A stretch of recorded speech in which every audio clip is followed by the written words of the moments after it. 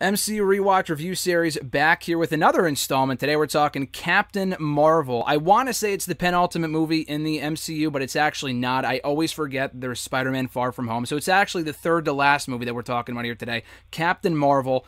Chris Mueller, as always, the Doctor. Welcome back to the show, Chris. How are you? I'm great. Thanks, Graham. And we got a very special guest on the line here today. We got Rob Schamberger, a very famous WWE pro wrestling artist. He's awesome, does great work. Rob, welcome onto the show today. Hey, thanks for having me on. And what is it about Captain Marvel, before I throw it to Chris, because he wanted to take the reins here for this show, what was it about Captain Marvel, when Chris brought it up to you, that you wanted to talk about this movie specifically? Was it because you hadn't seen it before recently? Yeah, it's because, just hadn't seen it. Watched it for the first time this past week. Preparing for the show. I thought it'd be fun to come in with a fresh perspective. Perfect. Well, that's good, because I've seen this movie now, I think, 3 or 4 times after just watching it the other day. So I'm glad we can get a fresh perspective. There's been a lot of criticism, a lot of praise for the movie, back and forth, negative, positive, and actually, as we record this ain't coming out until like October, so we're actually recording this well in advance. But at the time that we're recording this, you actually just did a Captain Marvel Tegan Knox painting, right? Yeah. I think that was also something that made it kind of top of mind for me.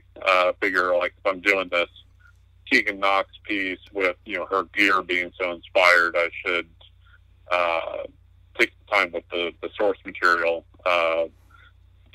I'm figuring she's probably taking it from the movie and not from the comics.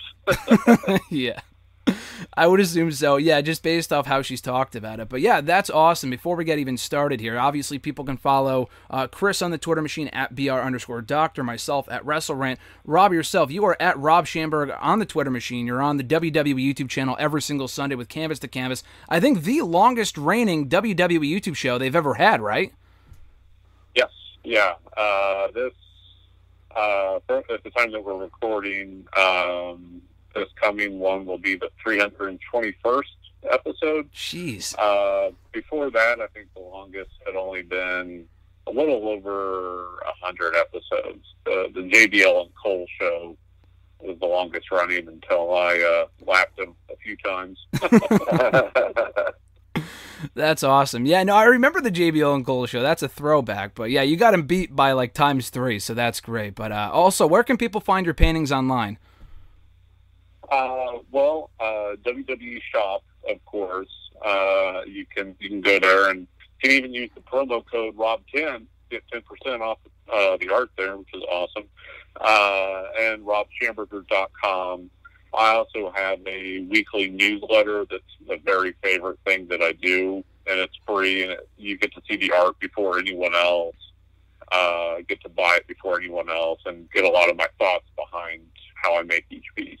Nice. Awesome. People definitely got to check that out, and yeah, good stuff. So at this point, I'm going to throw the reins over to Chris. I know he's got a couple questions for us, talking all things Captain Marvel. So Chris, you can take it away. All right, thanks, Graham. So, basically, Rob, what were your first impressions of the movie, having just seen it for the first time? Well, I guess I should do the preface that art is subjective, and it's all our own taste. So I think you see where I'm going.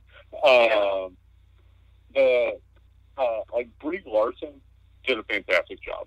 She's an amazing actress. I really noticed her personally for the first time in Skull Island. She really was perfect casting for this role. I feel like overall it was a movie that was more studio driven than script driven. Mm-hmm. It's very by the numbers. There's a lot of things where they said, oh, this worked in another movie, let's just do it here, but it's very incongruous. Like, the one that really sticks to me is the soundtrack. Like, it was so integrated into the Guardians movies, right? But it's not playing off of what you're seeing on the screen. Like, I loved all those songs when they came out, still do, but I didn't feel like they were. it really felt like they were inserted after the fact and not in a way that plays with what you're seeing on the screen. Yeah, I would agree with most of what you just said. The soundtrack especially, to me, felt like they were more going for what are the most recognizable things that we can put in here from this period of time, more so than what are the best songs for this scene. And, like, I was a big fan of the No Doubt song that they used, and I felt like they used it in a good scene, but it almost felt a little too on the nose for me in that fight scene in the ship at the end. Mm-hmm. I felt like the energy was off for it. Like, you want something that, I don't know, has a little bit heavier of a rhythm section in it, a little bit harder drum, maybe some wailing guitar. I don't know, but it just... Sure. It was a little too bubblegum pop for what you were seeing there. Yeah. Graham, what about you? What did you think of this movie overall? Yeah, so kind of going off of your guys' thoughts, I thought the soundtrack was great too. I thought that was one of the highlights. We talked about Guardians a while ago, but I thought the soundtrack for that movie, you know, hit the I mean, I'm not super into music, so I can't tell you exactly. I don't want to come off like a moron, but I think it was like late 70s, early 80s vibe for the Guardians movie. Is that correct? Yes. All right, so that's what I thought. So this one was obviously more 90s, takes place, I think, in 95. If I'm not mistaken. And that's actually the year that I was born, so I'm partial to this movie to a certain extent. But, you know, I love the throwback vibe. You got the blockbuster video in the very first scene on Earth on this movie, which I thought was awesome. You have the old computer. I thought that was great, too. So that was one part of the movie that I thoroughly enjoyed. The movie itself, I thought it was good. Like I said earlier, I've seen it a few times now. This is my first time seeing it in about a year, since I think the last time I saw it in theaters. And I still like it. It's one of the movies in the MCU, and we've talked about this before, Chris, about how every installment, I don't really think there's a bad movie in the MCU. Some are kind of forgettable. Like, I'm not a big, you know, Incredible Hulk fan or Thor 1 or 2 fan, but, you know, I don't think it's quite, you know, that forgettable. I think Captain Marvel's a very good movie for what it is. As an origin story, I think it serves its purpose. I would have personally loved to see it as an MCU fan a little earlier on in the timeline. I think kind of shoehorning it right before Endgame wasn't the smartest call. Maybe they want to kind of piggyback off the Endgame sales because they were both in theaters at the same time last year, so maybe that's why they did it in March when they did. But yeah, no, I liked the movie. I thought Brie Larson did a decent job. I agree with Rob with what he said about how I was also introduced to Brie Larson through the Kong Skull Island movie that came out a couple of years ago, which I actually loved. I loved that movie a lot. And, yeah, no, I thought she did a decent job. And, yeah, it's not one of my favorite movies. It's not one that I would go back and rewatch all the time.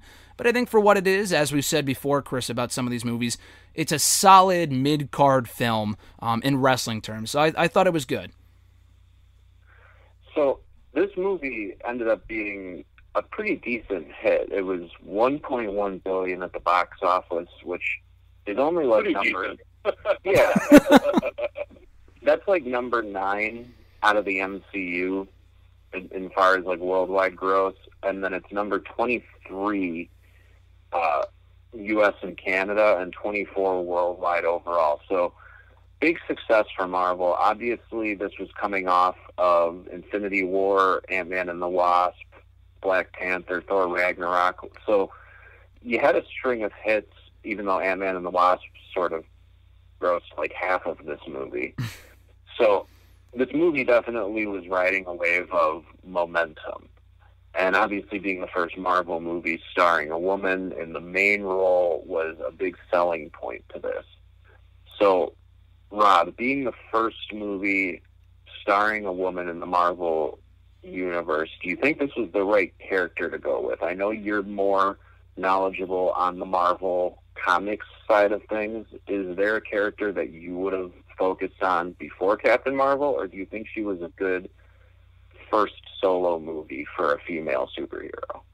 I think for the characters that they had access to, yeah, sure. Captain Marvel's great. Also that they just jettisoned so much of the Carol Danvers backstory, which is really icky if you know it. I'm glad that they just got rid of that crap. I liked it because I grew up in the 80s, so my Captain Marvel was actually Monica Rambeau, the little girl in there. The second Captain Marvel, right? Yes, yeah. And I always liked her. I liked when she was the leader of the Avengers, so it was cool seeing that, seeing her in there. I think one of my other quibbles with the script is that even though there is like the spoken journey that she has these issues with her self-confidence, and that she's growing from that, like with how they're presenting the flashbacks and everything. Sure. That the performance of the character and really the way that she's presented, I don't see any growth. Like right in the beginning, she's very confident in how she reacts to every situation, to everyone. I wish that there had been more growth presented so that when she has that final confrontation with Yonn-Rogg where she says, like, I don't need your acceptance, I don't need your approval, I think it would have had even more punch if there had been, some self-doubt shown. Sure, they definitely painted the character in a specific way that I felt like the writing of the movie didn't give Brie Larson the opportunity to be that way. Like, they kept trying to tell us that she uses humor as a coping mechanism, but I can't think of a single joke that she told. And they kept saying she was over-emotional, and I get that that's but they never show it, right? Right. Like, and that's one of those old things with show don't tell. It's exactly. It's with her. I get that there's a parable there with women are told that their emotions hold them back a lot by men, and that she is supposed to be an example of how that's not true. But if that's the case, then they should have shown her emotions being what helps her in the end. And it's almost like that scene with Annette Bening, who I loved Annette Bening in this movie. I thought she was one of the standout characters, and I would almost watch her in anything. And the fact that she's probably not going to be in any more Marvel movies is a little sad.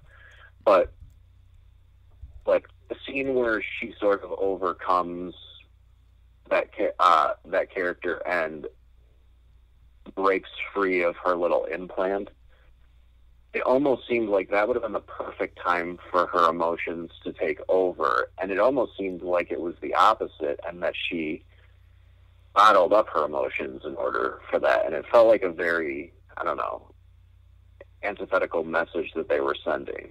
But there was one other thing that I wanted to focus on here, and Graham, I'll ask you about this. There were so many things in the movie that they touched on that were interesting that they didn't go back to, and one of the things was Hala. This is the first time we ever got to see the Kree planet in the MCU. Mm-hmm. And we see it for all of maybe 5 minutes, if that, and most of it is spent in some little training facility, so all we get is her looking out the window at the city for a second. Do you kind of think there was a missed opportunity there to not explore a little bit more of this society that they've introduced in Guardians and are sort of expanding on now? Yeah, that's a good question. I wasn't initially disappointed. That wasn't one of my main criticisms coming out of the movie when I first saw it. But now that you bring it up, yeah, I would have liked to have seen more of that. There's only so much they can cram into a 2-hour movie, especially with it being an origin story too. If it was for example, Ragnarok, where they went to, I continue to forget the name of the planet that they went to for Ragnarok. But that whole movie took place on that planet, and you didn't really have to introduce any. What was that? Sakaar. Okay, Sakaar. Yeah. So the entire movie took place on Sakaar, and you didn't really have to introduce many new characters. I mean, obviously we had a few different people, but you already knew Hulk and Thor, so it wasn't really that big of a deal. But yeah, I think it would have been cool to see more of the Kree planet early on. I thought it was cool that they brought back, and you guys got to help me out with the names. I'm terrible with names, but the guy from Guardians, I wrote down his name here. Oh God, I think it's Korath. I don't know the name of the guy that plays him. But they brought him back from Guardians. Both characters were in this movie. I mean, Korath was Jaimin Hunsu, who was part of Jude Law's team, and then Ronan was sort of the big bad that appears in the last scene and then kind of runs with his tail between his legs when he sees how powerful Captain Marvel really is. Yeah. So I liked the fact that they brought them back, kind of, and I like that they do that in the Marvel movies, that they bring back characters that you already know or are familiar with to kind of help bridge the gap for people that may not know any of these characters. Like, you guys know way more about the comic side than I do, so I kind of came into this thing with a complete clean slate, not really knowing what to expect. And it would have been nice to see more of the Kree planet. Maybe in the second one we could see more of that, because Jude Law never died, obviously, so he's still a character. I could definitely see him being brought back for the sequel that's already been confirmed for 2022.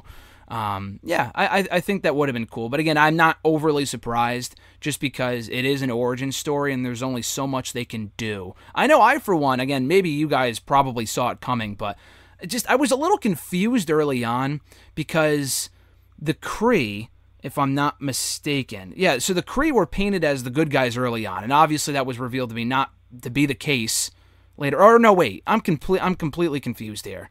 So, like, I know they did the big double turn with the Skrulls. They were the good guys, obviously, by the end. Talos was the big good guy, but they came across as villains for most of the movie. And even though they were never the bad guys from the beginning, or at least they weren't supposed to be, they just kind of came across that way. And I know for the film they kind of have to do that for that double turn to be more impactful by the end. That was just one thing that confused me, because, like, when they were interrogating Captain Marvel, they came, like, I don't know, I feel like if they're good guys, then why are they coming across as evil? Maybe that was just my one criticism of the movie. I was just a little confused by that personally.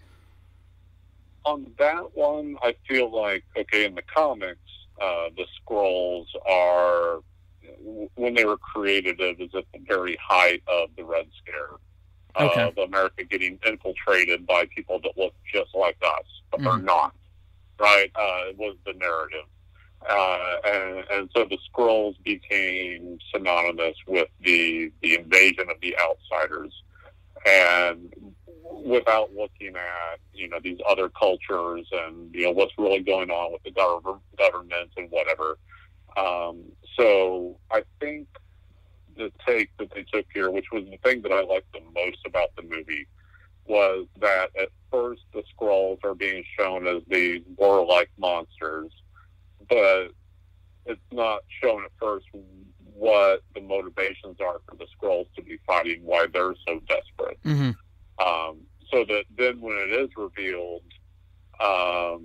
and maybe it didn't resonate as much with you, Graham, due to your age. I don't know. Like, growing up in the 80s under Reagan, we were getting pounded with that ideology nonstop. Fear of the other. So I think when it's revealed that, like, it's more like, no, this is the effect of our civilians. And also, like, these, for the most part, aren't Skrull soldiers. They're Skrull civilians, which I liked a lot. I liked that they were presented more sympathetic than even they, for the most part, been in comics. I liked that approach a lot. Yeah, no, that makes sense, yeah. That was one thing I wanted to ask you about, too, is this movie sort of plants the seeds for the Kree-Skrull war to become a thing. But do you think they maybe missed an opportunity to launch, like, a secret invasion storyline here, Rob? No, because there's always the potential that there's nothing that says that every single person that comes from the Skrull homeworld feels the exact same. True. We didn't really see the Skrull military or the Skrull government. We just saw Skrull civilians. So I think there's potential there. I hope, I do feel like, what do they call it, like phase 2 or whatever, for the Marvel movies, that it's kind of leading towards Kree-Skrull war. Maybe they'll, involve the Chitauri or whoever in there too. But I think there's potential for that. I hope that when they start integrating, especially the Fantastic Four in, that we see, more of what those characters can do with the Kree and the Skrull, especially because that opens up for more, like on the Kree side, like, the stuff with the Inhumans, even though we're going to pretend that TV show never existed. Yeah. Oh, man, that was bad. Oof. Yeah. That's some of the worst wig jobs that we've ever seen on TV. But I think there is potential there for the Secret Invasion stuff, too, because we also don't see how desperate these Skrull people are. And, as we see in the news all the time, desperate people do desperate things. So there's definitely potential there. And it did sort of almost feel like they were using the Skrulls as an allegory for refugees instead of communists. So that the communist thing doesn't play for the audience nowadays. Like, no, not at all. Yeah, especially younger people, 30 and under, they don't understand what that narrative was like 24/7 for what we had growing up. Sure. Yeah, it was rough. So going back to the movie, Graham, what was your opinion on the de-aging for Samuel L. Jackson and Clark Gregg in this movie? Do you think they looked as good as some of the other ones, or do you think this might not have been some of Marvel's best work? This is going to be a dumb question, but is Clark Gregg, you talking about Phil Coulson here? Yes. Okay, I didn't know his real name until you just said that. That's news to me. But anyway, so I know we've discussed this before. I don't know. Looking back on it, I honestly don't remember what we even said about it. I know we've discussed it before. I forgot what our thoughts were. I didn't think it looked terrible. I thought Phil Coulson looked odd. It looked like strange CGI, and he's not that old to begin with. So that's the weird thing. Samuel L. Jackson, the guy in real life, just doesn't age. I think he's 70-something now. He looks the same as he did 30 years ago, and that's in reality. In this movie, honestly, I didn't think it looked that bad. I thought he looked fine personally. I thought they did a decent job. It doesn't always look great. I know they did that recently with God, what's that movie that came out over Thanksgiving on Netflix? Not the Scorsese one. Yeah, the Scorsese one. The Irishman. The Irishman. Yes, they did a lot of that in that movie. I wasn't a big fan of it then, but I don't know. With Samuel L. Jackson, I didn't think it looked that bad watching it back just yesterday. I thought Phil Coulson looked a little weird. And the weird thing is that I think he's significantly younger than, or Clark Gregg is significantly younger than Jackson in real life. But anyway, no, I thought it looked fine. I thought they did as good of a job with it as they probably could in 2019. And granted, this is only a year ago. It's not like, technology's advanced considerably since then. But no, I thought it looked fine. And I vastly enjoyed his role in this movie. I think that, any issues that people had with the de-aging, at least for me, any problems that I may have had with it initially, I don't remember what my first thoughts on it were.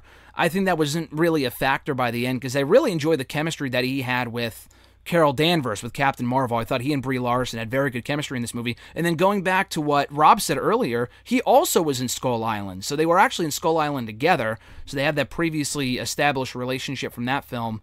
And obviously Loki's in that movie too. Obviously he's not in this one, but they have a lot of MCU people in that movie. But anyway, I thought it looked fun. John C. Reilly. And John C. Reilly, yeah, exactly, who had a very small role in Guardians. And then you can't go wrong with John Goodman, as we've discussed before too. Sure.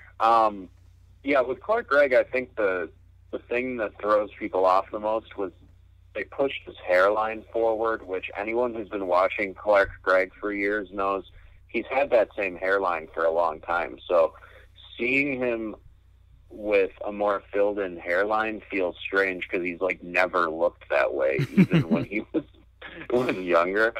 Clark Gregg's an amazing actor. That guy has been in so many indie movies that I've loved, and I think he might have even won an Oscar as a screenwriter at some point. He's a multi-talented dude. Mm-hmm. Now, With Samuel L. Jackson, all I'm going to say is for the fight scenes, they should have had a stunt double because it looked like a 70-year-old man throwing those punches. Did you think so? Because I thought he was moving younger. Like in The Irishman, it was very obvious. Like Bob De Niro was, doing it was like Bob De Niro now walking with the younger head put over it. Like it was very jarring. I felt like a lot of this movie they had a body double in there for Sam. For some of the running scenes, yeah. The one scene I'm thinking of specifically is when him and Ben Mendelsohn, who's Talos, are fighting in the file room. Yep. The punches Jackson throws are like the most old man punches I've ever seen in my life. And maybe this comes from the fact that like I studied martial arts intently for years, and I was an instructor for years too. So I know what a good punch looks like. And when I see a bad punch thrown on screen, it sticks out to me like a sore thumb. And even though Marvel gets criticized for its fight choreography being too cut up a lot and also being too samey from movie to movie, the one thing I'll give it credit for is that like their stunt coordinators teach those guys how to throw a convincing looking punch 95% of the time. This movie, I felt like they totally dropped the ball on that, and that Samuel L. Jackson fist fight never should have happened. But anyway, so Rob, let's go back to the Rambos. I want to talk about them a little bit. So yeah, one of the things I wish they had done a little more was, even though I felt like the relationship between Carol and Maria was a good part of the movie and a strong focal point, I wish we would have gotten to see a little more of them in the past as well. But what was your opinion of those two characters, Maria and Monica? How did you feel they added to the movie? The actresses have very good chemistry. And also, the addition of the actress that played Monica, she was fantastic. But yeah, like it's like Carol shows up in the, what is the modern day for this movie, and it's like, oh, I don't remember you, but I know we're good friends, and all of a sudden, like, boom, that's enough. Like, I would have liked a little more reaction from Maria. I would have liked a little more of questioning this, but then also what it would be like catching up with an old friend that, one, you thought was dead, and two, doesn't remember you. I think that was a more interesting movie than the movie we got. Yeah, I would agree. Now, just looking through old pictures and saying like, oh, we did karaoke, so we're best friends. Yeah. I would like to see more than that, like seeing how my wife is with her friends, how meaningful those friendships are and how deep they are. I think there's more that could have been explored there, but also, for the most part, the Marvel movies don't do that anyway. I'm saying this as a old 40-year-old man. I probably have a different taste than the target demographic for these movies. Sure. Yeah, I feel that way too sometimes. I'll be 37 here in less than 2 weeks. Or no, thank you. A little more than 2 weeks, actually. On the 11th, I share a birthday with Hulk Hogan and the man who will play him in the movie, Chris Hemsworth. They have the same birthday?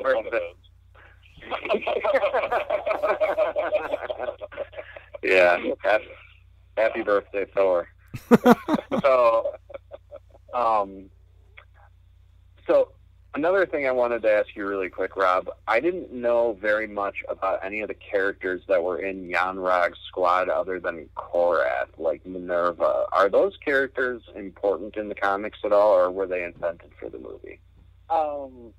They probably exist. Like, I think all those characters come from the original Captain Marvel, the Aryan blonde dude from the Kree soldier Marvel.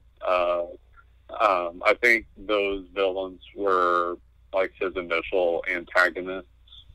But I don't, especially for that time period, they wouldn't have been fleshed out any more than the kind of xenophobic, invading alien thing, like against stand-ins for the communists, just like everything was at that time. Yeah, I wish they would have gone a little bit into more of Minerva's hatred towards her, because that was a relationship that they did not develop at all. And we're supposed to think they have this feud, but... Yeah, Minerva was a major villain for Carol Danvers when she was Miss Marvel in the comics. Okay. Yeah, I didn't really read much of those. It wasn't my flavor of ice cream. But yeah, she's a major long-time nemesis. Like, Yonn-Rogg was really Mar-Vell's nemesis, and Minerva is more Carol Danvers. Okay, gotcha. So, Annette Bening's character you're talking about, right? Well, when you say Mar-Vell, is that, or do you mean a different character in the comics? Which was Jude. Because that's who everyone thought Jude Law was going to play. Right, which, for that handful of us that were fans of those comics, it was like, oh, that's fun. That's a fun little, nod and a twist. Yeah, there's not a lot there to sink your teeth into from those original comics, other than the very pretty Jim Starlin art from when he had a run. Otherwise, not a lot there. Yeah. Okay. Sorry for the people that are devoted to it, but there's not a lot there. So, Graham, as far as the movie goes, a big part of the story is her having amnesia, which is caused by the explosion initially, and I think her implant has something to do with it. Mm-hmm. Did you feel that was an effective storytelling device, or do you think it was kind of an easy crutch for them to use as far as, like, we need Carol back on Earth, but she can't know anything about Earth, so she has amnesia now? Yeah, so that's what I was going to ask you guys, too. I was a little confused. So she has the amnesia. It was an easy crutch. I mean, I didn't hate it, but, I mean, it's nothing overly, like... I didn't think it was overly effective. I thought it kind of served its purpose. It was fine, whatever. My question for you guys was that, they obviously want her to forget about her time on Earth, which is why they were so like, oh, God, she's going to D23 or whatever, the C20, whatever the heck it was called. And they were like, oh, she's going to Earth. We don't want her to learn of her past, blah, blah, blah. So then why did they maybe I misinterpreted it, but don't they reference that she has a past? It's not like they're saying, oh, forget about it, move on. They're like, oh, you need to embrace your emotions or something. It's in the very beginning of the movie when she's facing the original Captain Mar-Vell and like whatever that, the fight scene, and not the fight scene, but like the training or whatever. It didn't really seem like they were trying to make her forget about her past. They just keep referencing it, saying like, I don't know, you need to stop being overly emotional. I know they said that, but did they make any attempts to have her say like, listen, it's none of that is real, like just move on from it? I feel like they had the opposite effect. They were trying to embrace the past as opposed to, move on from it. Well, correct me if I'm wrong, did they not try and get her to believe she was Kree? She was supposed to be a pink-skinned Kree, right? Isn't that what they call the ones that look human? Yeah. And I think that was another one of my issues with the script, is when you're going to do the everything that you know is wrong type story, you need to establish your status quo first. And I don't feel like they did enough to establish her as a Kree soldier before they start saying, hey, everything you know is wrong. Mm-hmm. Sure, because she gets kidnapped on her first mission in this movie. Yeah, they don't make you care about her as her identity as a Kree soldier before they get into her background as a human, and that it took so long to I don't think they did much to make the audience aware that the Kree don't all have those powers, that she was unique for that reason too. I had a lot of script issues. Yeah, it definitely seemed like they wanted to tell 3 different stories with this movie, and they tried to pack it all in, and they just didn't have enough room for everything, so none of the stories got the attention they deserved. Like, there's an entire movie to be made just out of her finding out that she's not Kree. Mm-hmm. Yeah. And then there's an entire movie to be made about her discovering her past back on Earth, and then there's a whole other movie to be made about her versus Yonn-Rogg, and it's like a whole entire trilogy got packed into a movie, and because of that, like, every storyline suffered from being a little underdeveloped, and that made me a little sad, actually, because I went into this movie like, this is going to be what proves a female-driven superhero can work, and we're going to start getting these great movies with these great characters, and thankfully we are going to get a Black Widow. Did that. Yeah, true. Wonder Woman did, but, like, I feel like DC doing it and Marvel doing it are almost 2 different things at this point, because their universes are so different. Well, so, like, the DC made a good superhero movie, which is proof enough that it works.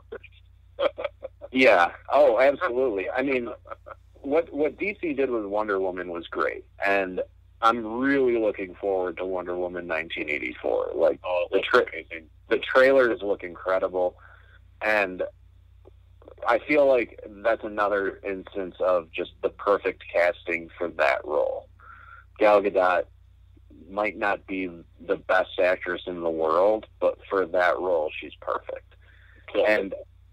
And I do like Brie Larson as Captain Marvel, but like you said, I think the script writing in this didn't give her enough to do. Like, you have an Oscar-winning actress.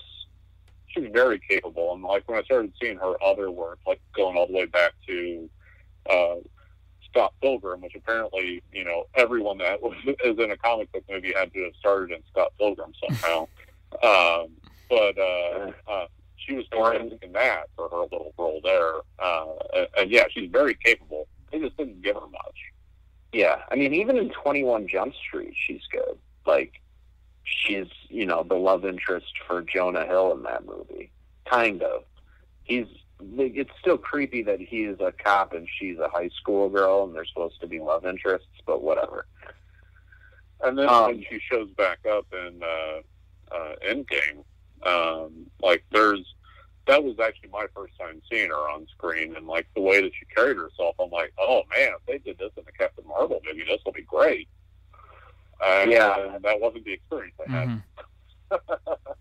Well, the one excuse I'll give them is we're seeing a character who's 25 years more experienced in Endgame. And that's cool. Yeah. Yeah. Also, does she not age? What's the deal? Like, great point. She's in her 50s in Endgame at this point, right? There's no gravity in space. Well, I mean, there's nothing pulling her face down, you know? Matter still degrades. So, this movie was done by Anna Boden and Ryan Fleck, who are a filmmaking duo, and I think when that was announced, a lot of people were like, oh, you can't give just a woman this, you have to have a man too, but, like, they work together all the time. That's their thing. They're a filmmaking pair. They did a movie called Half Nelson with Ryan Gosling a long time ago, which was nominated for a few Oscars. And I wonder if maybe this movie suffered a little bit from the fact that Marvel was like, we're going to go get these indie filmmakers and stick them into a $200 million movie, which, you know, Taika Waititi and James Gunn thrived in those situations. Maybe Russo brothers too. Yeah, I mean, the Russos were TV guys for a long time. I mean, they did tons of episodes of Community. And, you know, you can go outside of Marvel to J.J. Abrams, you know, as well. But, yeah, that's something that you have to take into consideration, especially with how public Edgar Wright was about Ant-Man. Yeah, all those creative differences, we'll call them. Yeah, and some of the stuff that came out, that, like, the forced changes in casting for Doctor Strange, I feel like, and also it's an easy thing, especially like coming from wrestling. Like anything that you don't like on screen is Vince McMahon's fault, right? And everything that you do like is someone else. That's a great point. I think yes. Oh my God. Except none of that was true. But I think it's easy with the Marvel movies and Disney overall to say like, oh, this is heavy-handed studio stuff. But with how much money is on the line with these movies and some of the things that have come out, I think that some of the things that I don't like are more on studio decisions than the actual artists that are making the movie. Sure. So one of the big, well, I should say the big MacGuffin in this movie was once again the Tesseract. Grant, do you think it was smart for them to rely on the Tesseract again, or do you think they should have done something else in this movie just to make it unique? Oh, God, I really wish they had not put that in the movie. I'm so glad you brought that up, because that was one part of this movie that probably bothered me more than anything. Until it showed up, I completely forgot about it, to be honest with you. But I know we discussed this in a previous episode. Maybe the Captain America one, I forgot when we talked about the timeline of the Tesseract. But that bothered me beyond no belief, just because it just, first of all, it's not necessary. Second of all, it just muddies the water for the timeline of the Tesseract, which, okay, you establish it in the first Captain America, the first Avenger movie, and then you have it in, the first Avengers film, which came out right after. Perfect. Like, we know where it came from, we know why it's here, we know it's an Infinity Stone now, perfect. To throw it into here, and, I'll ask you guys this, was the Tesseract, which I think you had said before, Chris, that wasn't originally an Infinity Stone, was that the reason is that how she got her powers in the comics, or no? No. In the comic, I want to say it was something like the dude version of Marvel either like gave her a blood transfusion or like she was like caught in a blast from a fight he was having. I don't remember exactly. It was very much a thing where she didn't have her own agency in her abilities, which I never much cared for. But one of the movies is called the Tesseract. In the comics, it's called the Cosmic Cube. Mm-hmm. And having that in this movie, it plays based off of the source material because there's a big moment where Marvel takes out Thanos for the first time that Thanos goes to have cosmic powers, and when he does that is with the Cosmic Cube. Oh, okay. That was what gave Thanos the taste to then, go after the Infinity Gems to get the Infinity Gauntlet. So that's kind of one of those things. Like, I'm sure when they were putting the script together, they're like, oh, this was in there, so let's use that. And maybe not so much looking at how it affects the other movies, but also if you're a long-time superhero comic reader, you know that's retconning, retroactive continuity is a very common thing. So actually, like, having plot holes is being very honorable to your source material with these. Absolutely.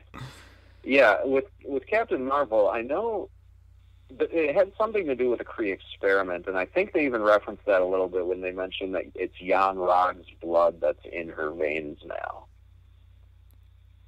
And I think I want to say it was like a fight between Marvel and Yonn-Rogg where Carol got her powers in the comics. I don't remember exactly, but it's something like that. Mm-hmm. Yeah.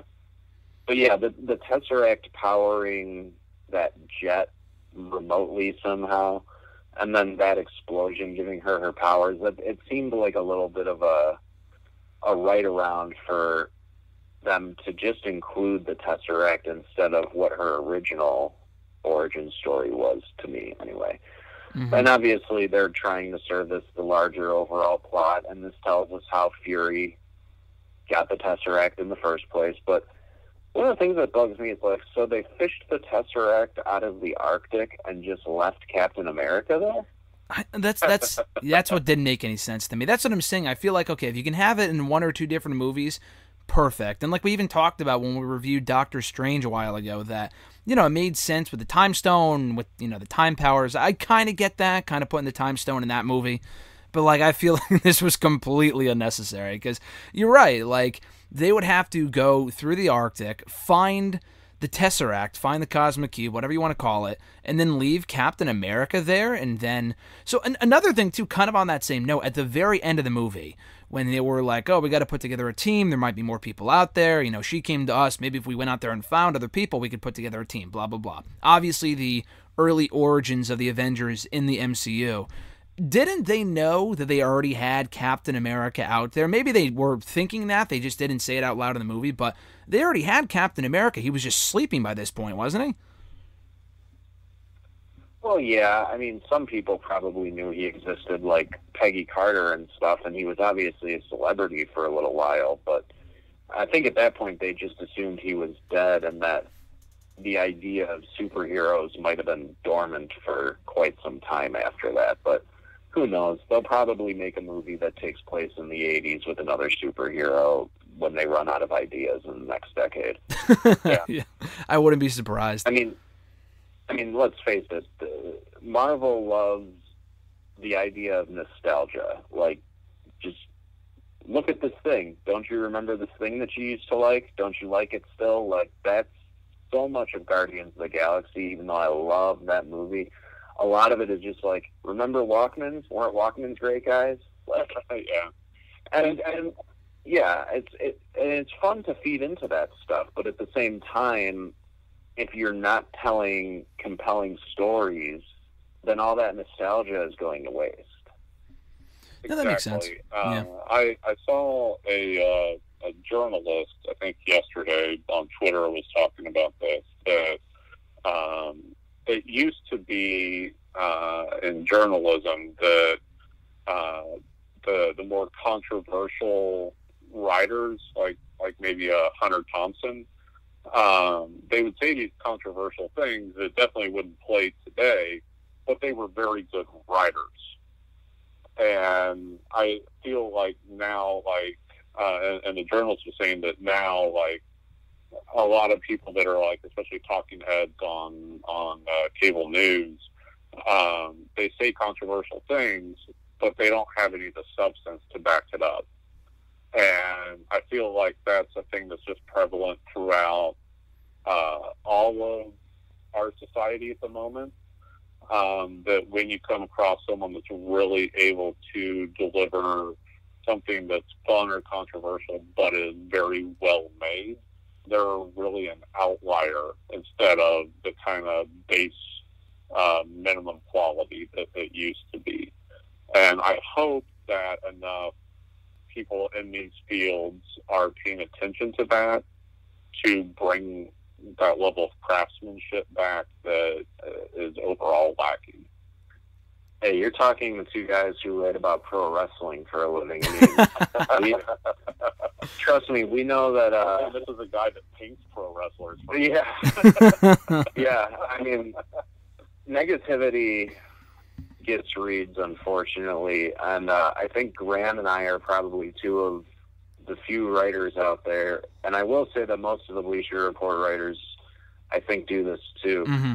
We try to focus on the positives if we can, because there is so much negativity out there in the pro wrestling space, especially.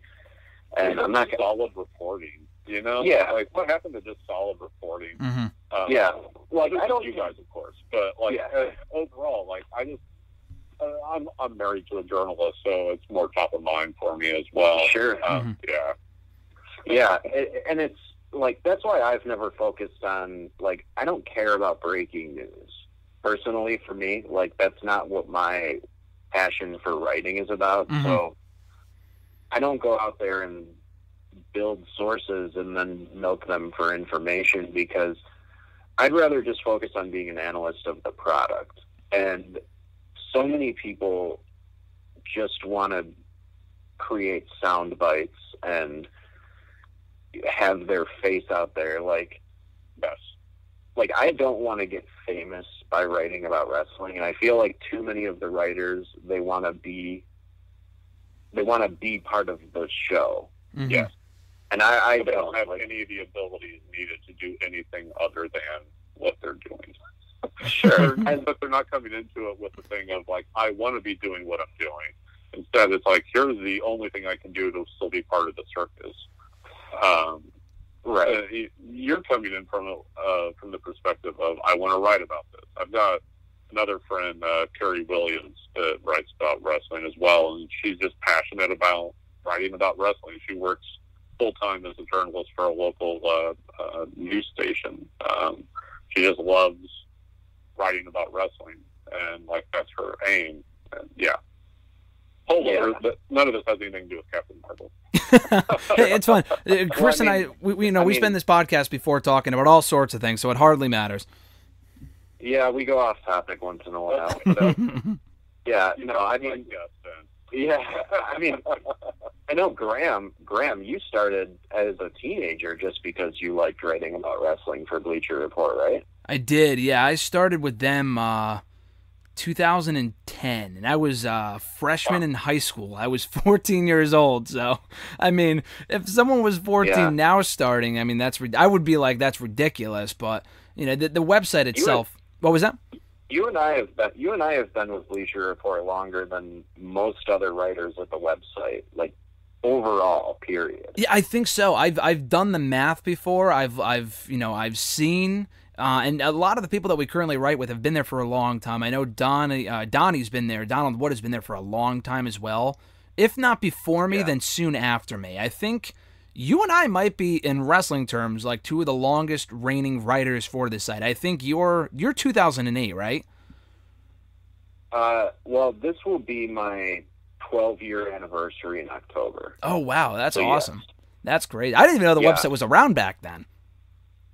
Yeah, I started back in the days when, like, it was almost more of a blogging site that anybody could sign up for. Oh, God. And then a few years in is when they started weeding out all the people who were just there to say whatever they wanted, and they became, like, a legitimate website and actually started paying people. Yeah. Yeah, no, I definitely know what you're talking about. People, like, they used to accept writers. When you and I started, there was no money. No. We were just doing it because we liked it. Exactly. Yeah, you just got to do stuff because you enjoy it and then hope you get paid down the road, you know? You've talked about this before, Rob, how, like, you painted wrestlers at first because nobody else was doing it, and that was your passion, right?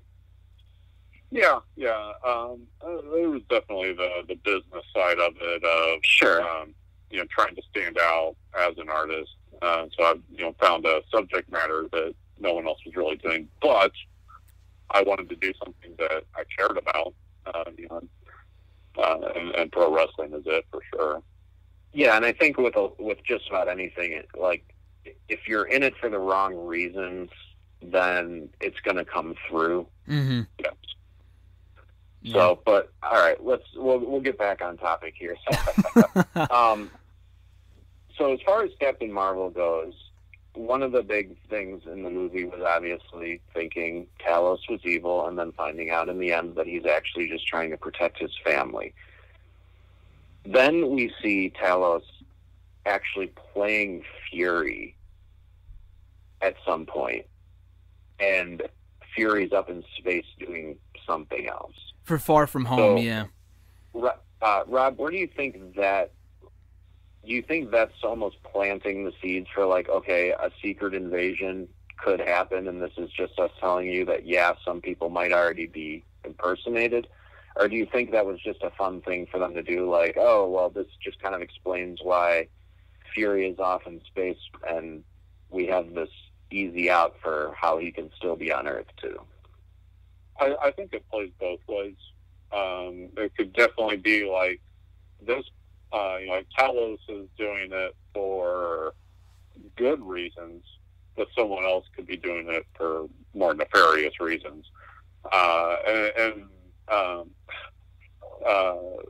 kind of related, like, I overall did not enjoy Star Trek Deep Space Nine, but they would occasionally do cool things in there, especially with the the shape-changing race, I forget their name, the Founders or whatever, they had sent some agents to Earth and had like caused like policy changes in Starfleet and other things, and like the Deep Space Nine crew was, confronting them about it, and they said, like, you want to know how many people that we sent to make all these changes? 3. Because, like, they wouldn't have to full-time replace a person. They would only have to replace them for certain interactions. Sure. So something like that could really play out. Like, you're actually talking to Steve Rogers right now, but then you, later in the day, are talking to a Skrull. You don't know which version. I think there's a lot that they could play off with there. Mm-hmm. In the comics, was that how they did it? Because I thought it was like they full-on kidnapped him. Yeah, they full-on kidnapped and replaced him. So now, I don't know if the two of you caught this. There is something in the movie that I've noticed very few people pick up on. When Talos shows up on Earth, he has 3 other Skrulls with him. We only see 2 die. Another one takes off at some point, and we never see him again. Oh, good point. No, I did not catch that, honestly. So, Graham, I'll ask you this really quick. There's a possibility now that there's some character in the Marvel Universe that could have been a Skrull this entire time. If you had to pick somebody who's still part of the MCU to be a Skrull, who would it be? Well, I'll tell you who I don't want it to be, and that's Iron Man. I've seen some people speculate, could that have been a Skrull who did the final sacrifice in Endgame, and that's their way of bringing back the character? That would be one of the dumbest false finishes I've ever seen, and one of the biggest cop-outs I've ever seen. I really hope that's not the case. I hope that's just pure fan speculation. They revert to their Skrull form when they die, so yes. I don't think that's a worry. Yeah, I forgot about that. I heard someone say that, and someone else had mentioned that fact. So thankfully, that's not the case. Same thing with Black Widow. I mean, again, when she died, she didn't revert to being a Skrull. So I have seen people say, and this is unrelated to Captain Marvel, I have heard some people say that there might have been a face swap, because I think this happened in the comics with her and the girl who played Paige, Florence Pugh's character in Black Widow. And I heard they might be leading towards that, and maybe her character died instead of Black Widow. I don't know. That's another topic for another day. But if there's any character who could be a Skrull, man, that's a good question. I do think it is leading to some sort of secret invasion thing. I've heard a lot of talk about it. I'm not a big, very knowledgeable with the comics as you guys are, but I've heard a lot of talk about it. It sounds awesome. I think that'd be a great next big team-up movie, even if it's not an Avengers-level tier film. I think that'd be great. God, I don't know. I'm trying to think off the top of my head, but there's not one person who comes to mind. Because like you said, anyone who's died, like, maybe that's the way of bringing them back, but then they would have been a Skrull when they died. So, I don't know. I'm trying to think. Maybe come back to me. I'll keep thinking. Maybe when Rob has a better answer than I will. All right, Rob. Any thoughts on who could be a Skrull that's been roaming around this whole time?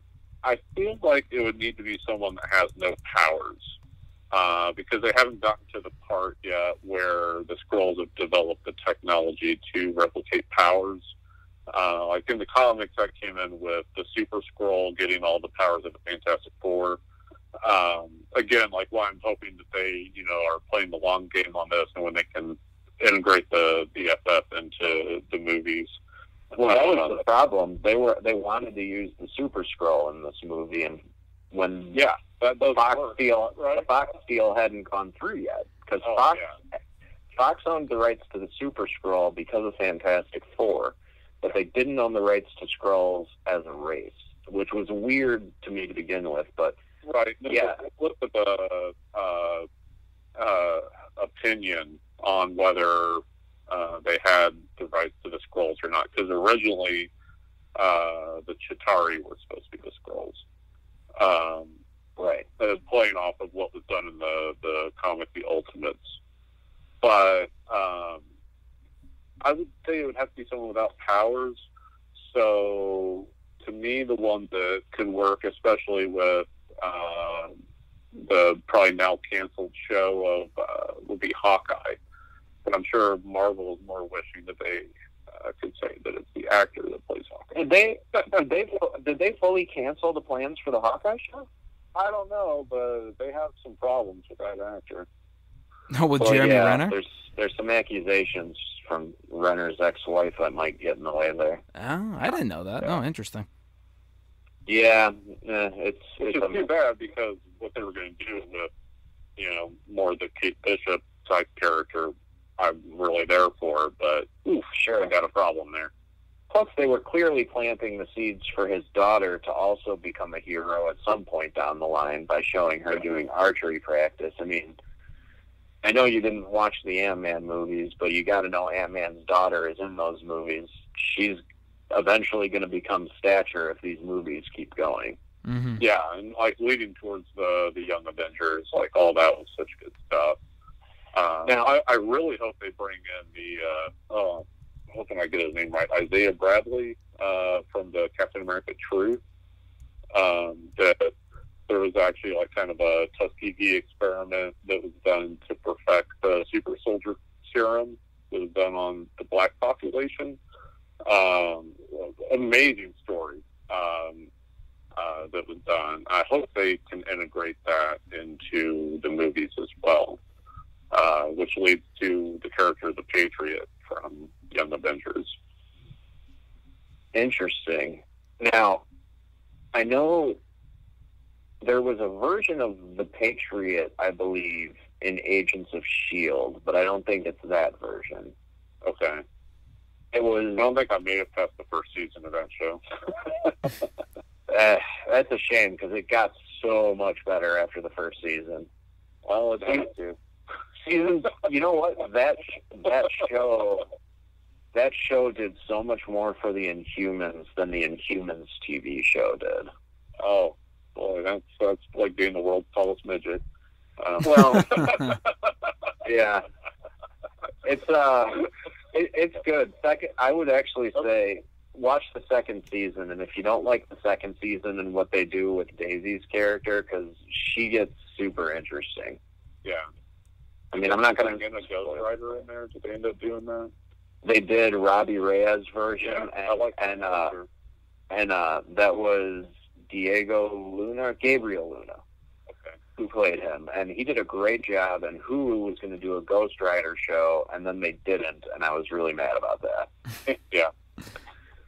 So, the character of Monica Rambeau, the little girl, she was a great addition to this movie. I felt like they picked the right actress. Really inspired, yeah. And what makes me so sad about that is she's not going to get to play her as an older character, because the character of Monica is actually going to be used in one of the upcoming TV shows. Okay. On Disney Plus, played by a different actress, of course. So yeah, that's a bummer. Yeah, it's too bad. But so, Graham, what did you think of Lashana Lynch as Maria Rambeau? And I don't know the name of the young actress who played Monica would be a good Skrull. That would be hilarious. Yeah. Okay. Sorry to interrupt there. No, that's actually a good point. That you actually raised a great point there, Rob. That'd actually be great if she was a Skrull. But anyway, so yeah, with the Rambeaus, I thought they played their roles remarkably well. Both of them, Maria and God, what's the daughter's name? Monica and Maria. Monica. Two M's, so I get confused. But yeah, no, I thought they were great. I completely agree with you, Chris. I loved the role that Monica played. It's a shame that the same actress will not be playing her in the upcoming Disney Plus series. Do you know what the show was? It wasn't the Hawkeye show, right? It was something else. No. Which one? Oh, the Scar. Yeah, that's random. I believe that's it. Yeah. Yeah, wasn't it like Monica? It's Monica, Scarlet Witch, Vision, and then isn't the girl from Thor in it as well? Not Jane Foster. Girl? The friend, the comic relief girl, Kat Dennings, Kate Denning, whatever her name is. She's going to be in one of them, but I thought she was supposed to be in Falcon and the Winter Soldier. Oh, maybe that's what it was. They have an array of random characters in some of these shows, but anyway, yeah, I thought, going off your question, I thought they were very well done. I thought both characters were great, and Yeah, I wish they were in the film more. Might have been my one criticism of the characters. But it is cool how we kind of get some closure with them. I don't know if we'll be seeing Maria again. I know this is 95. I don't know. I guess she'd be 50-something like Captain Marvel is, if we were to see her again in present day. I hope we get to see her again. I thought she was fully fleshed out. She wasn't like, what I appreciated too in seeing Carol again. She wasn't like, oh, welcome back, blah, blah, blah. She brought up a great point about how, like, you were down in the trenches with me. We went to war with each other, blah, blah, blah. But then you just, like, kind of up and disappeared. And then you can just show up here with, like, powers and think, like, you're here to save the day or whatever. Like, I like that little layer of it, that she kind of had some minor resentment towards Carol for kind of just up and leaving. And obviously it wasn't Carol's fault. And she obviously has no recollection of this ever happening. But I thought they did a great job of kind of bringing her back into present day, showing her what she used to be like, and having not so Maria, but rather Monica say, like, oh, yeah, you guys were best friends, we were really close, and we used to do this together, blah, blah, blah. We talked about the amnesia thing before. I thought that was kind of a, whatever, they could have been done a little bit better. It could have been more effective. It could have been more effective. But I thought, as characters, I thought they were both great, and I'm looking forward to seeing the Monica character again, probably in an upcoming, not only that show, but I assume at some point they are going to do some sort of Young Avengers, as you guys kind of alluded to, down the road, and I think this was a great way to kind of introduce this character into the MCU. So, the next Captain Marvel movie, I don't think they've really given too many details on it yet. Rob, do you think they should make the next Captain Marvel movie take place between this one and present day, or do you think it should catch up to present day and have her out there doing stuff right now? Like, what would be a more effective storytelling route, do you think? Like, that's kind of what they're doing with Wonder Woman, Her sequel's still going to be a prequel to all the Justice League stuff. Do you think they should do that with her, too? Well, no. I think it should be more modern day. If I were doing it, making it more immediate, and also that brings more stakes. Like, you don't know if she'll survive. That's always the issue that you face with a flashback. Is like, okay, I know that Carol is going to survive this movie. I know she's going to win these fights because she's in these other movies that are set in the present day. Having to catch up to, what she's doing now, looking at what work she did galactically, what's happening with those Skrull refugees now, I think that there's a lot to explore there. Okay. So, Graham, what would you like to see in a sequel to Captain Marvel? Yeah, well, kind of going off the same thing that you guys mentioned, it's tough because I think they are going to go somewhere between when this movie takes place in 95 to present day. I guess they could do something present day. I'm not really sure what that would be. I would like to see the sequel kind of explore what she's been up to for the last 25, 30 years. 25 years would be 95 to 2018, 19. Yeah, so 25 years. Kind of explore those adventures. Obviously, they kept Ronan alive in this movie because he is in Guardians, and that's where he dies. I would think that the second movie is going to explore more into his character and have him be the big bad for the next one. But again, he's not going to die, so it kind of goes off of what you guys were saying, where he's not going to die. Captain Marvel's not going to die. So that, not that it's pointless, but I'm not sure. Maybe you can kind of intermingle it with another character whose backstory we don't really know yet. That's just an idea. I'm not really sure who that would be. I would really have to think about it. But maybe you can include another character from the MCU that we don't really know too much about, or you can introduce them in an upcoming sequel that takes place in 2000 or whatever, and then we can get some, classic 2000s music from like 2005 or something. I don't know, get some Avril Lavigne in there. People that are nostalgic for, I guess you could bring in all the boy band stuff or something. Yeah, exactly. Bring, NSYNC, Backstreet Boys. I wouldn't mind it. I would mark out for that type of stuff. But yeah, no, I don't know. I haven't really put too much thought into what a sequel would be. It would be silly for them to not do a sequel, so I'm not surprised they announced it already just because of the amount of money, the massive amount of money that, Chris, you mentioned earlier that this movie made. I think the thing is, though, with me personally, I think the second one could be a good movie. there's just other movies that I want to see before that one. Now, I know it's not supposed to come out until mid-2022, and it might even be delayed with everything going on right now, but I know why Guardians 3 isn't being made right now. I know that's why that's not coming out for a while. I don't know. I would rather see some other movies before that, just because I feel like there's a lot more to explore than whatever Captain Marvel was up to. I feel like that would make more sense as a TV show, but I can see why they're doing it as a movie. But we'll see. I'm not really sure who they would bring in as the big bad guy. Obviously, I would think that they're going to bring back, what's his name? God, again, I'm terrible with names. What's his name? Yonn-Rogg or whatever? Yeah, Yonn-Rogg, Yeah. I'm assuming they bring him back. Maybe he's the next big bad guy, because we never really got that heel turn from him from like halfway through this movie. So we never really got to see what he would be like as like the big bad of a film, whether it would work with Jude Law in that role, obviously. I'm sure it would be a lot of fun. How has he worked his way up in Creed hierarchy since then? Mm-hmm. Yeah, no, Or exactly. not. Yeah. Or Drago in Creed 2, is he more of is he a watch them dude? Yeah. Here's something I'd like to possibly see in a sequel is, especially by by Endgame, they made her too damn powerful, right? Like, yes. What is a threat to her? She's at 1950s Superman level.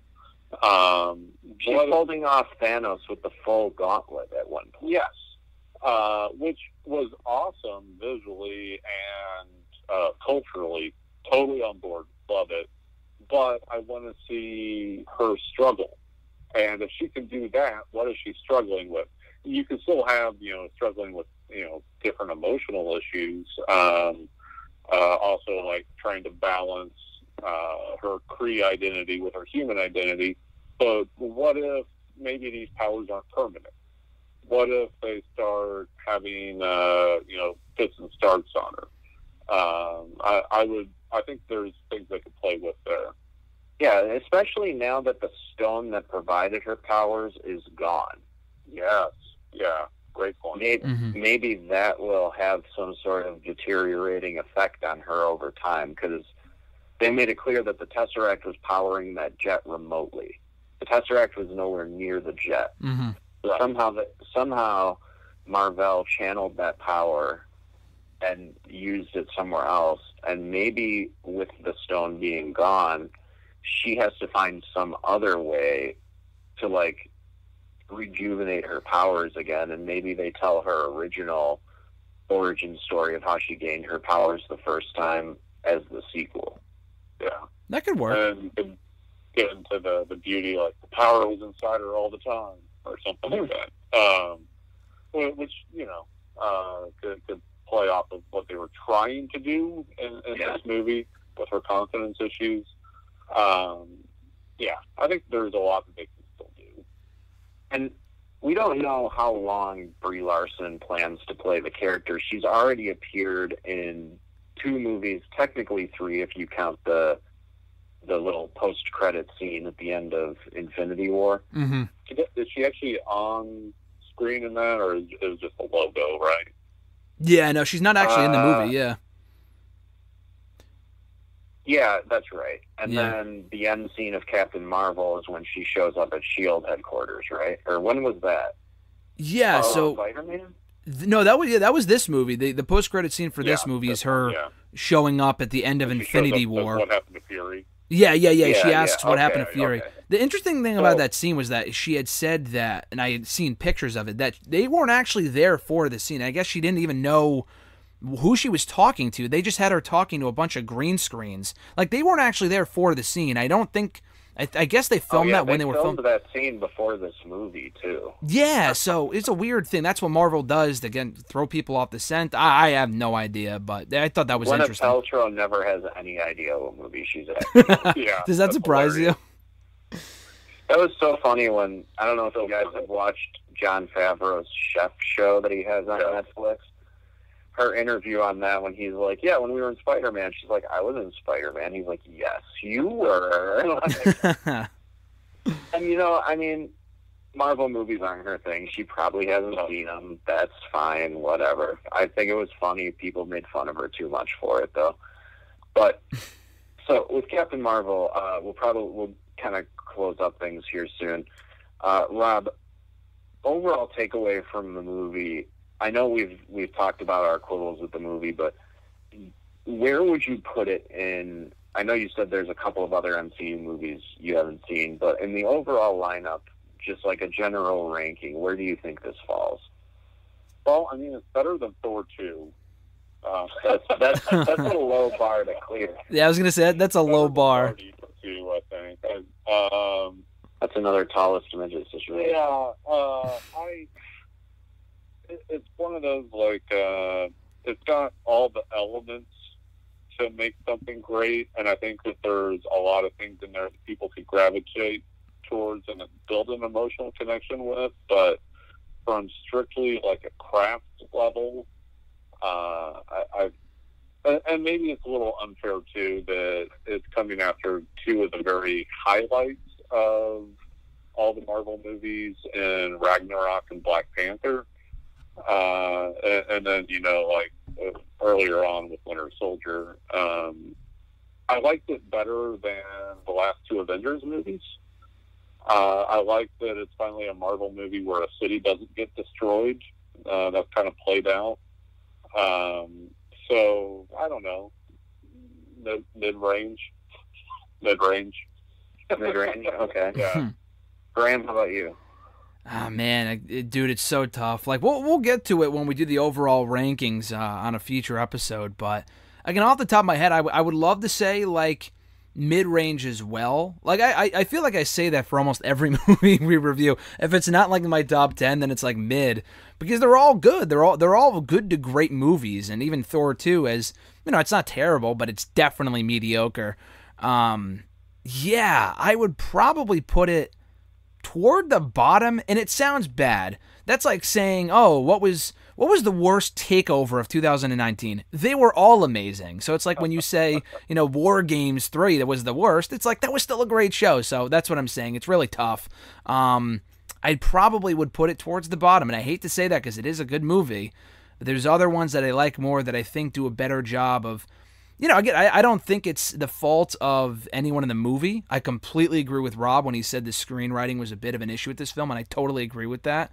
They gave her the thing. It's like, oh, another thing I had an issue with this movie was, like, at the end, Fury, they had to explain where she's been for the last 25 years. She's like, oh, only use this when it's an emergency. So literally nothing else in the last 25 years has been an emergency, but this is. Like, when the aliens came through the sky in the first Avengers in 2012, that wasn't an emergency, but this is. So anyway, that was what bothered me. But I would probably put it towards the bottom.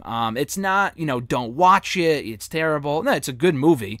If you have Disney Plus, you can watch it there. That's where I watched it the other day. But yeah, I'd probably would put it towards the bottom. Not quite Thor 2, but maybe, like, I think there's 23 movies. It would probably be 19 or 18. I would do it higher than that, as hard as I was on it. Just my own taste, like, I give it a few more points for its effort. Mm-hmm. Like, there were people in it that were really trying, whereas, like, some of the other movies, there were people collecting a paycheck. Mm-hmm. Like, they were trying on this, but like in comic books, like actually, like, drawing them, very famous comic book artist Alex Toth would always talk about, like, he would do one line first, and he said, if you don't get this line right, the rest of the drawing will fail. And I feel like there was just something at the core of the movie, and either the script or revisions to the script that kept it from really clicking and being wonderful the way it could have been. Yeah. They were trying. Yeah. Like Thor 2, Christopher Eccleston, he was getting a paycheck, dude. Like, oh yeah, for sure. And I'm a Christopher Eccleston fan, and I can admit that he was not trying. Yeah, he was there for the money. And let's face it, you pad your resume when you get to say, I was one of the top 5 billed people in a Marvel movie. Right. That ups his ass. He doesn't even care about that. He's a Doctor Who, for fuck's sake. But Yeah, but he hated being Doctor Who. Well, that was obvious as well. Maybe it's a Eccleston issue. I could do a whole nother podcast about Doctor Who and Christopher Eccleston. Yeah, that's where my Doctor nickname comes from. Back in the Bleacher Report early days, some of us would just jokingly give ourselves nicknames occasionally, and I cycled through a bunch of them, and for some reason the Doctor just stuck. Mm-hmm. And like everybody just started, like, people online, half the time when they reply to me, it says Doc. Yeah. Yeah. Yeah. So that just stuck with me. Like, I have a Doctor Who throw blanket hanging up on one of my walls. Like, it's one of my favorite franchises of all time. Mm-hmm. And Christopher Eccleston is a fantastic actor who just did not try in the movie. Like, you know what? The best part of that movie was Loki, because Tom Hiddleston, never phones it in. Like, he's even trying in Kong Skull Island, and they give him nothing. Mm-hmm. So, anyway. But, yeah, so Captain Marvel, mid-card movie at best. A little bit of a letdown, but it had some promising things that I think they can develop in the future. Mm-hmm. And personally, I wouldn't mind seeing at some point a prequel that explores more of her and Maria's friendship, and maybe it's Carol back on Earth trying to regain some more of those memories or something. I don't know, but I feel like if they don't use Lashana Lynch in some form again, they're missing the boat, because she's gonna break out with Bond. Mm-hmm. I know that. Hopefully. I don't know. Those last few Bond movies are oof. Yeah, I'm not a Daniel Craig Bond fan personally, and I think Rob, we talked about this when I initially interviewed you for Bleacher Report. We talked about Bond for like a surprisingly long time. And I'm a Lazenby guy. I might be the only Lazenby guy. Jesus. Man. But yeah, she's not going to play James Bond. She's playing 007. But I think when that happens, more people are going to be... She's going to be on more people's radar, and I think Marvel would be smart to maybe somehow base a show around her. Like, even if it's her just as the mother of Monica, as Monica's coming into her own as a young, scientist, superhero, whatever they do with her. Like, I just feel like they need to bring Lashana Lynch back in some form, because in my opinion, she was one of the strongest characters in this movie. Even if she wasn't that well developed, just her performance made me want to see more of her. Yeah, I think that'd be a great idea. Sorry. Yeah, no, it's fine. I might be misremembering, but I feel like in the comics, Monica was a cop, and I think that there's a really awesome movie that could be made about a super-powered female black cop right now. I think that could really be powerful. And all of this is even before we get into who the current Miss Marvel is, which is a Muslim American young woman. Kamala Khan, right? How awesome is that character? Like, easily her and Miles Morales are the top two characters Marvel's made in decades. For sure. Yeah. And I think that once they introduce, Kamala Khan, and it's going to be just massive.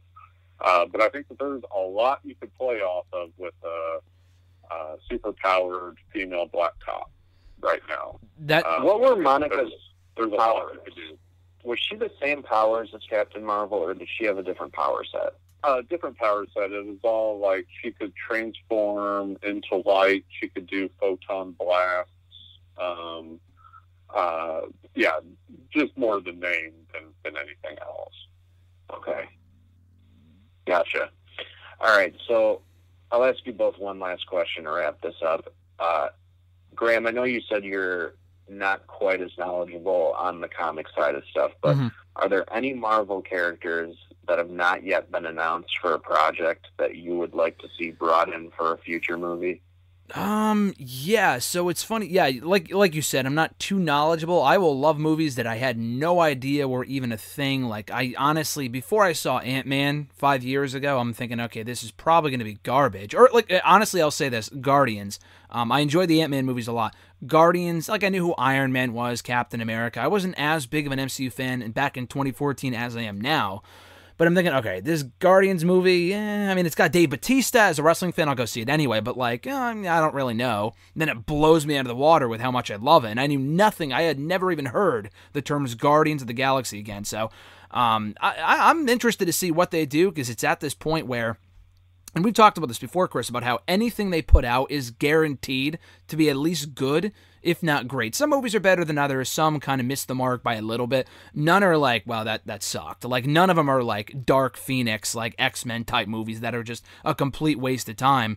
Almost every movie that they do is great. So I'm interested to see. I have heard a lot of rumors about Nova. Maybe they can introduce him. I know there were, people were speculating, oh, was he in the final fight scene in Endgame? And obviously he wasn't. That I would like to see. Obvious answer here, but X-Men, Fantastic Four, to see how they're incorporated into the MCU. Deadpool, that was already confirmed, Deadpool 3, but I want to see how he kind of ties into the MCU. And then, you know what? Maybe I'm in the minority here. I want to see a Howard the Duck show. Done right this time with the current Howard the Duck. I think that would be amazing. Just make it a Disney Plus show for something for me to binge after I watch The Mandalorian for like the 5th time. So that's what I want to say. So, this will make you happy. There is a Howard the Duck cartoon planned, either for Hulu or Disney Plus. Well, and you just made my day right there. It will be part of a lineup of about 4 shows that all merge for a big Avengers-style team-up, sort of like what Netflix did with the Defenders. I just don't know what the other Champions or something. I think that might have even been it, and it's like, It was 4 really weird superheroes, and one of them was Howard the Duck. I hope this version of Howard also opens with him pleasuring himself to a Play Duck magazine. Oh my God. That movie. Or would you say that movie is canon? How tremendous would that be? Well, let's face it. Doctor Strange in the Multiverse of Madness is going to establish that the multiverse exists, which means any past Marvel movie could officially be made canon as being part of an alternate universe. Mm-hmm. So Howard the Duck could very well be canon at some point. And as much as I love making fun of that movie, I have a soft spot for it because I first saw it as a young child. And as a young child, I'm like, it's a funny duck. I love this. Mm-hmm. And so it's the stupidest movie. I mean, I'd also love to say, because like originally it was supposed to be Donald Duck, right? It was before Marvel was owned by Disney. It was like, what if Donald Duck was thrown into the Marvel universe? So what if they actually could now just throw Donald Duck into the Marvel universe? I'm here. I mean, they could.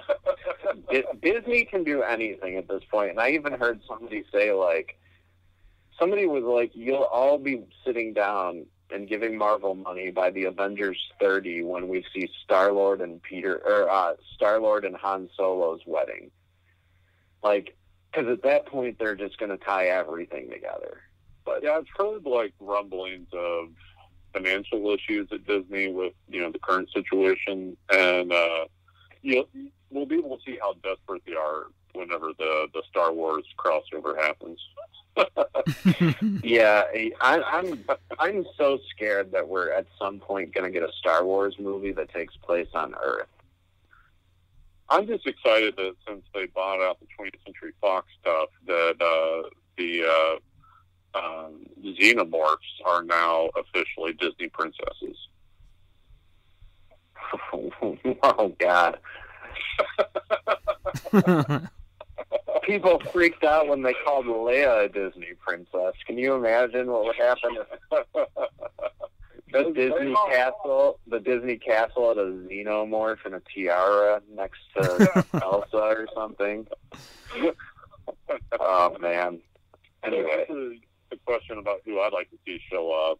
obviously, you know, there's the slam dunk ones of X-Men and Fantastic Four, but from that, it'd be cool to finally see what could be done with Namor the Submariner with modern technology. And now that we know Aquaman can look cool, why can't Namor? I think that could be really awesome, because he technically is the original Marvel character. Well, second, the original Human Torch, the Android version. Yeah, but Namor was right there too. Mm-hmm. And Namor is almost like a tweener character, because sometimes he's fighting the good guys because they're polluting. He was the big villain in the very first Marvel crossover back in the 40s, when it was him against that Human Torch, when he brought in like a giant tsunami and took out New York. Namor could be a super interesting character, and there's a lot of people who I think could be great, but I've actually talked about this with somebody else. The guy who played Sinestro in The Green Lantern would be perfect for Namor. I'd also love to see them, you know, like there's the kind of caricaturish way that they drew him originally. Like, why not just take that back and cast an Asian person, or a person of Asian descent in that role, like they should have done with Iron Fist. I think that could be really powerful. You know, having a Asian American or just straight up Asian person helming a Marvel movie, I think, as well. Hopefully Shang-Chi ends up being good. Mm-hmm. Yeah, I hope so. I'm excited for the new version of the comic that Greg Pak, I think it's Greg Pak writing it. Or no, I think it's Jin Wu and Yang. Okay. Yes. Sorry about that. But that looks to be really good. Yeah, I'm interested to see what they do with Shang-Chi, because it's going to be a very martial arts heavy movie, which they've done in the Netflix stuff. They haven't really done in the movies outside of, like, Captain America throws some judo throws in there, but he's not like a martial artist in the way Shang-Chi is. Yeah, and how do they make it special, right? Like, that's always been the problem with the Punisher. Like, the Punisher works so well in the comics because it's a real-world character and real-world motivations and tactics put into a superhuman world. But on screen, what is setting the Punisher apart from Dirty Harry and Death Wish? Nothing. Right. So it'll be interesting to see what sort of elements that they add in there to make it fantastic. So, are there any, like, maybe not obscure, but, like, any characters that have not had a movie yet? Who do you want to see get a movie? Well, Namor. And I think that there's, like, I think there's a lot of power in a solo movie of Storm in the, under the Marvel issues. That character never really had any depth at all in any of those Fox movies. No, which is unfortunate, because she's one of the very best characters Marvel has. So the rumor is she's going to be in Black Panther too. Fantastic. Here's one: Rick Jones. Where's Rick Jones been for all of these movies? He was the everyman. He was the military guy, right? Did they do that? Which would be a waste. No. What, in the comics? What was he in the comics? Rick Jones. Am I thinking of Rick Flag? Oh, okay. Rick Jones originally was the Hulk's kind of sidekick. He was the dopey teenager that was out on the test field playing his guitar when they were about to set off the H-bomb or the Gamma bomb, and like Banner ran out to save him. But then, like, he became like Bucky briefly with Captain America. He was, around the Avengers a lot. And actually, tying into what we're talking about here, the original dude version of Marvel that they were like joined together, and also Rick Jones was at the center of the Kree-Skrull War, but they were like joined together, and only one of them could inhabit the Earth at the same time. They were called mega bands, where you clang them together and they would like switch spots. And like Rick Jones was there for everything, and he was a musician. So like having like a modern day, kind of slacker, I don't know if that even applies anymore for like the millennial type, that could be the point of view character for everything happening in Marvel. That's a movie. Yeah. I mean, they had Coulson at first as the connective tissue, who was just a guy. But he was also like a government agent, you know? Sure. But there is room for that role. Like, he could be the new guy who sort of bounces movie to movie and keeps them connected.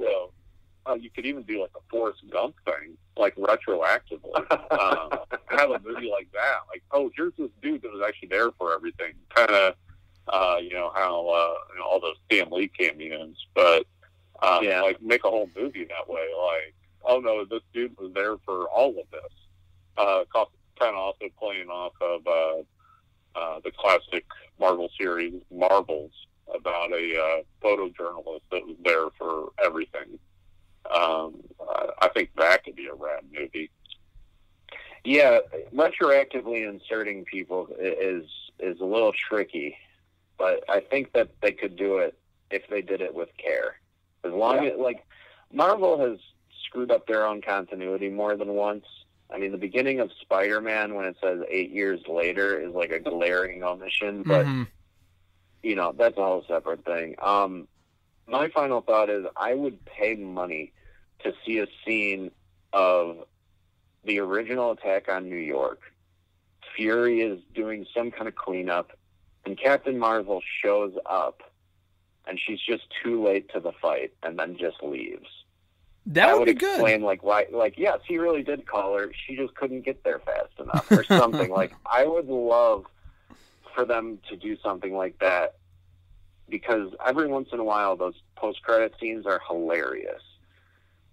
Well, like, actually, I loved the one at the end of Spider-Man where Captain America is, like, talking about waiting for something that ends up being disappointing. Mm-hmm. Right. Like, that made me laugh. Some of the ones in the Guardians are great. Like, I just want them to go full comedy with some of them and just screw with people. And just be like, yeah, Captain Marvel showed up for New York. She just was a little late. You could do that exact same scene, but from the perspective. So the same scene and the post-credit scene from Avengers, where they're sitting in the shawarma shop, and you just see him sitting at the table, and then you see Captain Marvel like in the background. You see from her perspective, it's like, all right, I guess everything's done here, and then she just leaves. You know, you could do that exact same post-credit scene, but from her perspective instead. Yeah, like they inserted the Ancient One into that battle as having defended the Sanctum while all that was going on. So they could do whatever they want. But, all right, this has been great. I'm glad we got a chance to talk about Captain Marvel, and it seems like all three of us kind of had the same opinion, where there was highlights, but overall not one of Marvel's strongest outings. I'm hoping that they do justice with the character in the sequel and any additional stuff they have. And if they're going to pair her up with another hero, which seems to be the route that they're taking, they're starting to put heroes together for buddy stuff. Mm-hmm. I would love to see her and Spider-Man get a chance to interact a little more, because just the one scene on the field, I was just like, oh, Tom Holland and Brie Larson together could be really good. Yeah. Yeah, actually, that would be a lot of fun. And it would be an interesting combination to see him so outmatched by somebody, and yet it might be his, like, ingenuity that saves the day or something. Like, I think it would just be an interesting combination to have her with somebody who's maybe a lot less powered, but more knowledgeable on Earth matters or something. Like, I just think that would be a good combination. I think that'd be great. Did you see that meme that came out about a year ago after Endgame, where you see Captain Marvel go, "Oh, you got something for me, Peter Parker," during the Endgame like final battle scene? But then instead of seeing Spider-Man, it's that scene from the third Spider-Man movie where he's like, "You'll get your rent when you fix this goddamn door." It was just completely random, but it's on YouTube. It's like a 7-second clip, but for some reason that made me laugh like hysterically. Well, that could also be great in the mentor role with Jane Foster, Natalie Portman, Thor. That could be interesting. Yeah. I mean, I know that movie is already going to be packed because Disney has sort of confirmed that the Guardians will be in that movie due to the fact that Thor was with them at the end of Avengers, but also because James Gunn can't get to Guardians 3 right away, and they want to keep those characters in people's minds. That's the point. So even if it's just like the first 15 minutes of the movie and then the Guardians go on their way, packing Captain Marvel in there might be a risk, but it would be interesting to see her and Jane Foster teaming up, because essentially when Jane Foster becomes Thor, she's going to be damn near close to being the second most powerful woman in the universe behind Captain Marvel, basically. Mm-hmm. Right. I'd almost rather see them fight each other. I mean, that would destroy a planet, right? Hey, why not? All right, well, this is great. Graham, you want to wrap us up here? Yeah, sure. This has been awesome. Captain Marvel in a nutshell, essentially. This has been cool. We got another one coming up. I say next week. We're recording this many months in advance, but the next episode of this coming out in, I think, October by this point, is going to be covering Endgame, obviously, which I'm very much looking forward to as well. But this has been awesome. Chris, thank you as always for joining me. This is great. You took the reins here, and I thought that was great. Maybe we could do this for more episodes. That'd be awesome. And Rob, thank you for joining us. This has been awesome. We got to have you on more Marvel-related podcasts in the future. Oh, this has been a blast. Thank you. And one last time before we ride off into the sunset here, where can people find your work? Once again, your Twitter handle, anything. I was going to say, MySpace, AIM, anything you got to plug here, right here on the show. At Rob Schamberger on Twitter and Instagram, robschamberger.com, kind of a central portal, WWE shop, and WWE auction. You can get the artwork there as well. And every Sunday on WWE's YouTube channel, there's Canvas to Canvas, the longest running episodic blah, blah, blah. Technically, the Bob Ross of pro wrestling, but with less hair. That is the Bob Ross of pro wrestling. You got to make T-shirts with that on it now. That would You've been asking for somebody to make that logo for you. WWE on Fox, they're doing all this promotional stuff for Dexter Loomis, but nothing for your boy here. I don't know. Maybe at some point. Definitely, it's a conspiracy, Rob. It's a conspiracy. What the heck's going on over there? Jesus. But yeah, this has been awesome. Van Gogh painted himself. Maybe you can just paint yourself as Bob Ross. No, I want to have someone else to do it.